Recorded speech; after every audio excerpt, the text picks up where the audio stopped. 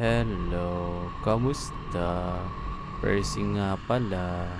So, short vlog muna tayo ngayon kasi gusto ko lang din i-share yung experience ko sa pagkuha ng NBI clearance. Bibilisan ko na lang din kasi short vlog nga lang ito.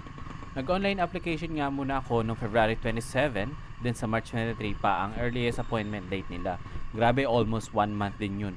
Pero buti na lang meron ako nabasa online na kinuha daw nila agad yung NBI clearance nila kinabukasan pagkatapos sila mag-online application.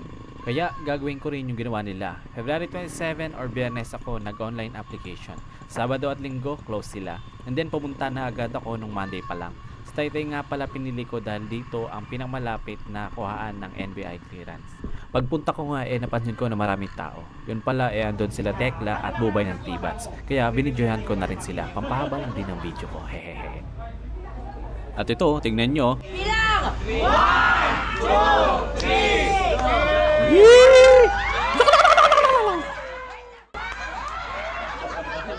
Anyway, balik tayo sa NBI. Kaso nga lang, di na ako nakapag-video sa kung paano ko nakuha yung NBI clearance ko. Pero mabilis ko lang din siya nakuha at di rin naman nila sinabi na sa March 23 pa ako dapat pumunta para sa pag-claim nito. It means, legit yung nabasa ko online na pwede mo na makuha yung NBI clearance mo ng mas maaga pa sa appointment date na pinili mo online. Grabe ang init ng time na yan, kaya uminom muna ako ng buko. So yun na nga ang nangyari sa araw na to. Sana ay may natutunan kayo. At kung wala, i-report nyo na lang ako. Joke lang. Bye!